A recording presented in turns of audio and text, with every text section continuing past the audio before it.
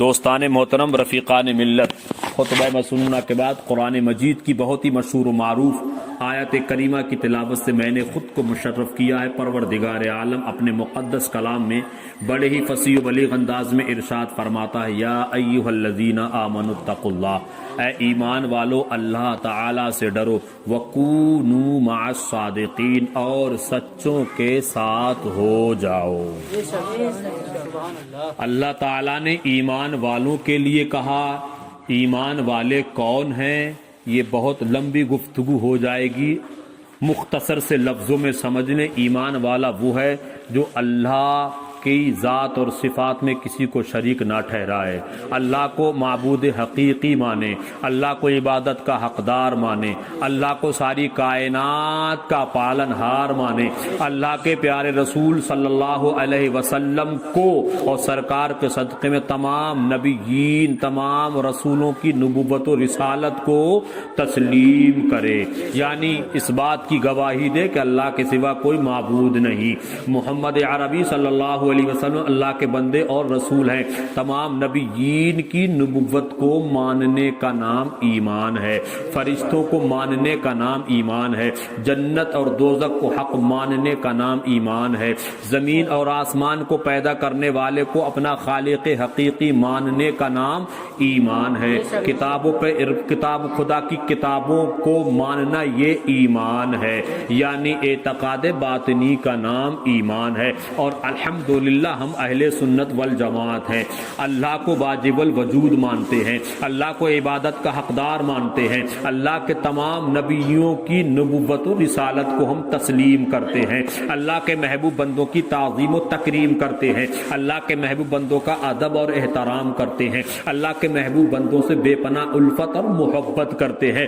یہ ایمان والوں کی شان ہے۔ اگر کوئی کلمہ پڑھ کے، نماز پڑھ کے، رمضان کے روزے رکھ کے، حج بیت اللہ کر کے، زکوٰۃ ادا کرنے کے بعد، فطرہ، صدقہ و خیرات، قربانی، اسلام کے فرائض و واجبات پر عمل کرنے کے بعد اگر کوئی بندہ اللہ کی شان میں رائی کے دانے کے برابر بھی گستاخی کرتا ہو، کوئی بندہ عبادتیں کرنے کے بعد نبی کریم صلی اللہ علیہ وسلم کی شان میں گستاخی کرتا ہو، کسی بھی اللہ کے محبوب بندے کی شان میں رائی کے دانے کے برابر بھی بغض، عداوت، دشمنی، حسد رکھتا ہو، خدا کی قسم اس کی عبادتیں اس کے منہ پر مار دی جائیں گی، کیونکہ میرے رب کو یہ پسند ہے کہ تم میری عبادت بھی کرو، میرے محبوب بندوں کا چرچا بھی کرو۔ وَكُونُوا مَعَ الصَّادِقِينَ، اور سچوں کے ساتھ ہو جاؤ۔ اور ایک مقام پر رب کریم ارشاد فرماتا ہے، یا ایھا الذین آمنوا اتقوا اللہ وقولوا قولا سدیدا، اے ایمان والو اللہ تعالی سے ڈرو اور سچی سیدھی بات کہنے کی عادت اپنا لو۔ کیا مطلب؟ اس آیت کریمہ میں میرا رب ایمان والوں سے کہتا کہ سچ بولو، سچائی کی راہ پر گامزن رہو، سیدھی راہ اختیار کر لو، سچائی کو مضبوطی کے ساتھ، دامن صدق کو اپنے ہاتھوں مضبوطی کے ساتھ پکڑ لو گے۔ قرآن مجید میں ایک مقام پر میرے رب نے فرمایا، وَكُونُوا مَعَ الصَّادِقِينَ، سچوں کے ساتھ ہو جاؤ۔ کیا مطلب؟ اگر ہم بیکار آدمی ہیں، ہم بدکار آدمی ہیں، ہم بد کردار آدمی ہیں، ہم جھوٹے آدمی ہیں، زمانے کے سب سے بیکار ہم آدمی ہیں، مگر کسی اللہ کے نیک بندے کی صحبت مل گئی، کسی سچے کے ساتھ ہم نے اٹھنا بیٹھنا شروع کر دیا، کسی سچے کے ساتھ ہم نے کھانا پینا شروع کر دیا، کسی سچے کے ساتھ ہم نے کھانا پینا اور اٹھنا بیٹھنا، سونا جاگنا، چلنا پھرنا شروع کر دیا، تو خدا کی قسم جو بولی سچے کی ہوگی وہی بولی ہماری ہوگی، جو کھانا سچے کا ہوگا وہی کھانا ہمارا ہوگا، جو بولی سچے کی ہوگی وہی بولی ہماری ہوگی۔ کیا مطلب؟ بڑے سے بڑا بیکار آدمی، بڑے سے بڑا بدکار آدمی، شرابی، جواری، زانی، بڑے سے بڑا بد کردار آدمی کسی اللہ کے نیک محبوب بندے کی صحبت اختیار کر کے دیکھے تو صحیح، پوری دنیا یہ جانتی ہے کہ جب آپ برے ہو کر کے، شرابی، جواری، بھنڈاری، ڈھنڈاری ہو کر کے کسی سچے کی صحبت اختیار کرو گے، کسی سچے کے ساتھ اٹھو گے بیٹھو گے، کسی سچے کے ساتھ کھاؤ گے پیو گے، دنیا تمہیں سچا کہے گی، دنیا تمہیں اچھا کہے گی، دنیا تمہیں باوقار کہے گی، دنیا تمہاری عزت کرے گی، اس لیے کہ تم سچے کے ساتھ اٹھتے اور بیٹھتے ہو۔ اور جب سچے کے ساتھ رہو گے، سچے کی صحبت اختیار کر لو گے تو دنیا کہے گی, دنیا یہ کہے گی جب تک بکے نہ تھے تو کوئی پوچھتا نہ تھا, جب تک بکے نہ تھے تو کوئی پوچھتا نہ تھا, تم نے خرید کے مجھے انمول کر دیا.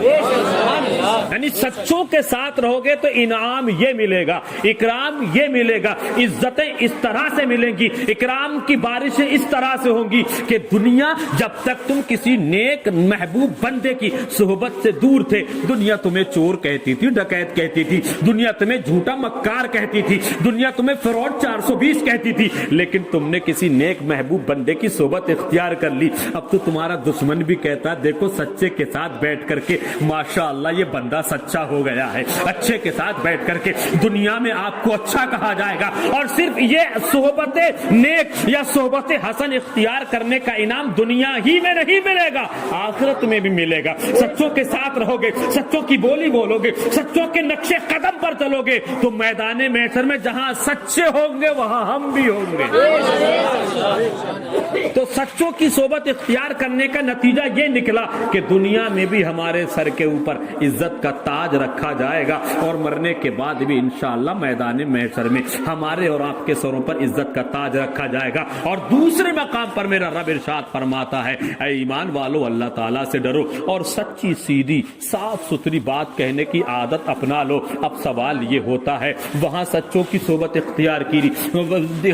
کی, انعام یہ ملا کہ ہماری لوگ عزت کرنے لگے, انعام یہ ملا لوگ ہمیں اچھا سمجھنے لگے, انعام یہ ملا کہ ہمیں لوگ اچھا کہنے لگے. مولا اگر ہم سچ بولیں گے, سچائی کی راہ پر گامزن ہو جائیں گے, دامن صدق کو اپنے ہاتھوں میں مضبوطی سے پکڑ لیں گے تو ہمیں کیا انعام ملے گا؟ رب فرماتا ہے یصلح لکم اعمالکم, تمہارے اعمال کو سوار دیا جائے گا, ویغفر لکم ذنوبکم, تمہارے گناہوں کو بخش دیا جائے گا.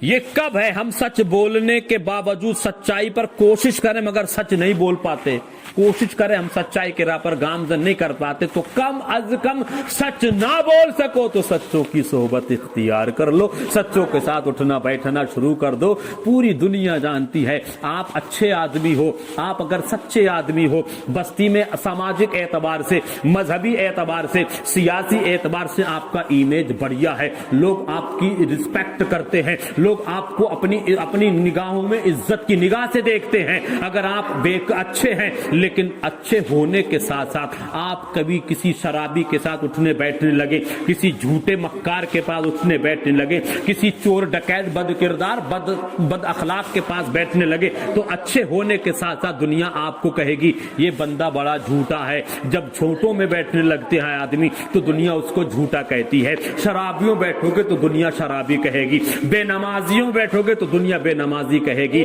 اچھوں میں بیٹھو گے تو دنیا بھی اچھی ہو جائے گی اور آخرت بھی اچھی ہو جائے گی. اور ہم انہی اچھوں کی بات کرنے یہاں پر آئے ہیں, انہی اچھوں میں سے ایک اچھے, انہی سچوں میں سے ایک سچے جس کو دنیا محبوب سبحانی, قطب ربانی, پیر لاسانی, شہباز لامکانی, غوث سمدانی, شیخ محی الدین عبد القادر جیلانی, پیروں کے پیر, میروں کے میر یعنی بڑے پیر سرکار غوث اعظم رضی اللہ تبارک و تعالی عنہ کے نام نامی اسم گرامی سے دنیا جانتی مانتی اور پہچانتی ہے. یہ وہ شیخ عبد القادر جیلانی ہے, شہر جیلان میں سن ہجری 470 میں پیدا ہو رہے ہیں. آپ کے والد ماجد کا نام حضرت ابو صالح موسیٰ جنگی دوست, آپ کی والدہ ماجدہ ام الخیر حضرت فاطمہ رضی اللہ تبارک و تعالی عنہا ہے. ان کے والدین کی زندگی پڑھیں گے تو پتہ چلے گا. ان کے والدین کا حال یہ تھا, ان کی نمازیں نہیں چھوٹتی تھی, ان کے والدین کو غیبت و چغل خوری سے کوئی مطلب ہی نہیں تھا, ہم وقت اپنے کام میں کام رکھتے تھے,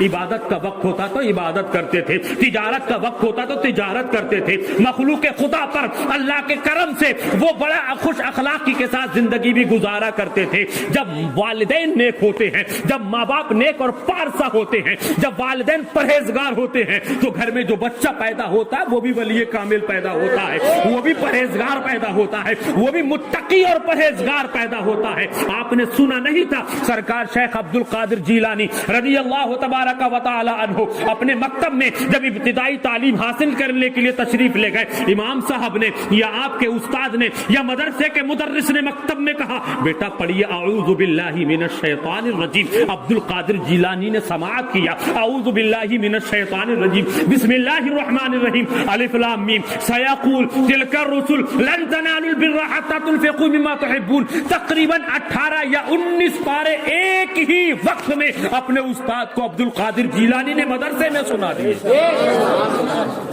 استاد دیکھتا ہے سنتا حیرت میں پڑ جاتا ہے، کہتا بیٹے کیا معاملہ ہے، یہ چھوٹی سی عمر ہے، تم انسان کے بچے ہو یا جن کے بچے ہو؟ عبد القادر جیلانی ارشاد فرماتے میں انسان کا بچہ ہوں، میری ماں کا نام یہ ہے، میرے والد ماجد کا نام یہ ہے، میں عبد القادر جیلانی ہوں۔ پھر استاد پوچھتے یہ 18 یا 19 پارے تمہیں کیسے یاد ہو گئے؟ ارشاد فرماتے میں جب اپنی ماں کے پیٹ میں تھا میری ماں روزانہ قرآن عظیم کی تلاوت کرتی تھی، وہ تلاوت کرتی تھی اور میں پیٹ میں تھا سنتا تھا، یعنی ماں نے تلاوت کی، بچہ پیٹ میں ہے، بچہ پیٹ میں قرآن عظیم کی تلاوت سنتا ہے، لیکن جب یہی بچہ شہر جیلان میں 470 ہجری میں ابو صالح موسیٰ جنگی دوست کے گھر میں منصر شہود پر جلوہ گر ہوتا ہے تو ماں تو 18-19 پاروں کی حافظہ تھی، روزانہ قرآن عظیم کی تلاوت کرتی تھی۔